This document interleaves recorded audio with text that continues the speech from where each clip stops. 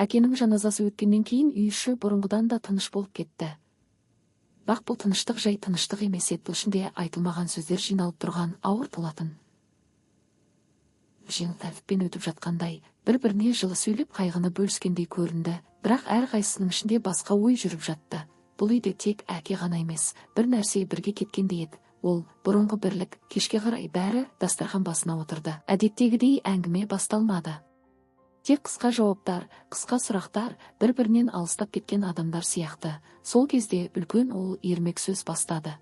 Енді үй мен жерді шешу керек деді, жай ғана.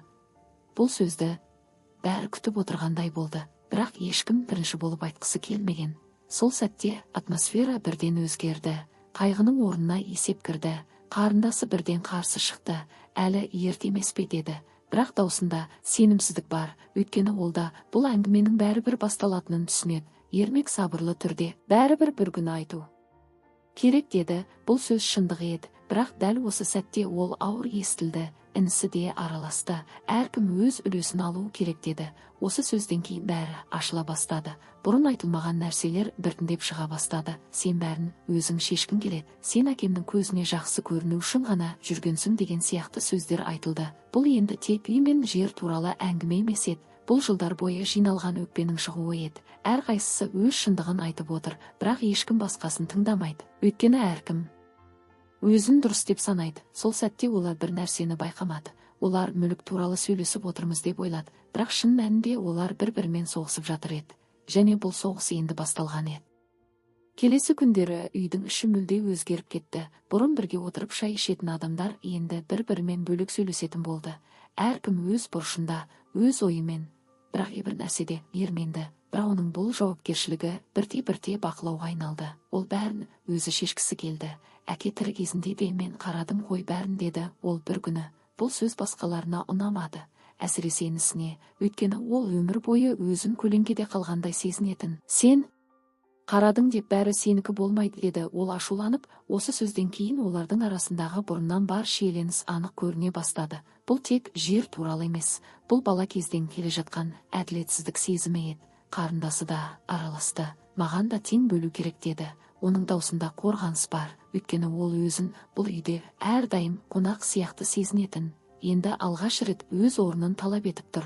Ермек ашуланды. Сен тұрмысқа шықтың, саған не керек тағы деді. Бұл сөз қарындасына ауыр тиді, өйткені ол әрқашан бөтен ретінде қабылданғанын сезетін. Сол сәтте әңгіме мүлде басқа бағытқа кетті. Енді олар тек мұра туралы емес, бір-біріне деген көзқарасын айтып жатты. Сен әкемнің алдында ешқашан өз пайдаң үшін деген сөздер бірінен кейін бірі айтылды.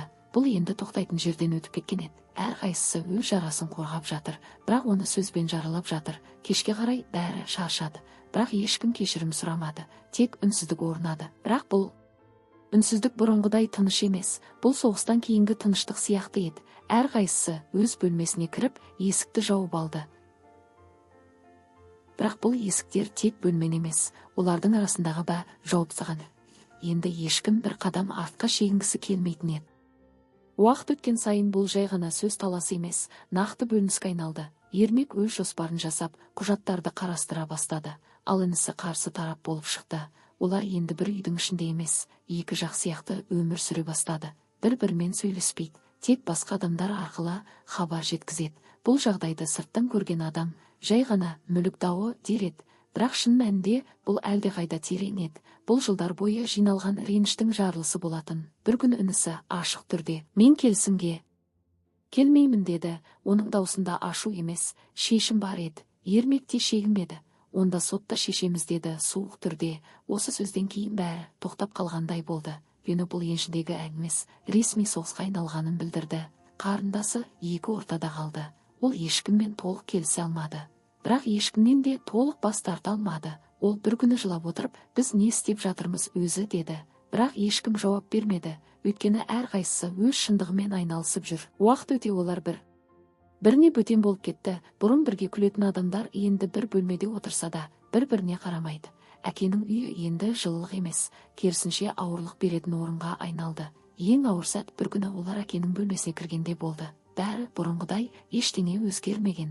Тек әке жоқ. Сол бөлмеде тұрған кезде әрқайсының ішінде бір нәрсе қозғалды.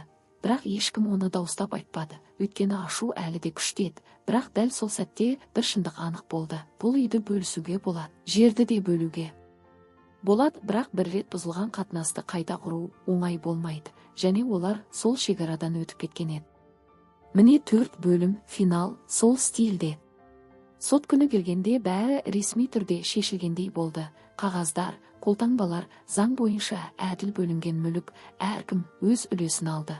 Сырт көзге қарағанда бәрі дұрыс, бәрі әділ, бірақ ешкімнің ішінде жеңілмады. Ермек үйдің бір бөлігін алды, інісі жерді алды, қарындасы өз үлесін алып кетті.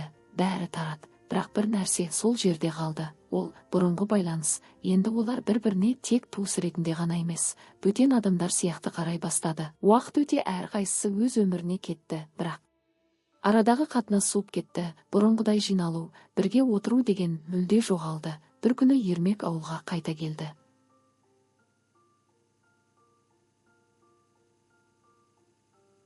Тап қалған үйге кірді.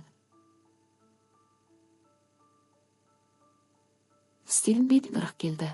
Ол өзіне жауап бере алмады, өйткені қағаз бойынша бәрі дұрыс, бірақ жүріп бойынша бос. Дәл сол кезде ол бір нәрсені түсінді: олар бұл күресте үйді, жерді бөліп алды. Бірақ әкенің қалдырған ең маңызды нәрсесін жоғалтты. Ол бірлік. Сол сәтте ол өткенді есіне түсірді: дастархан басында отырған кездерді, әкенің дауысын,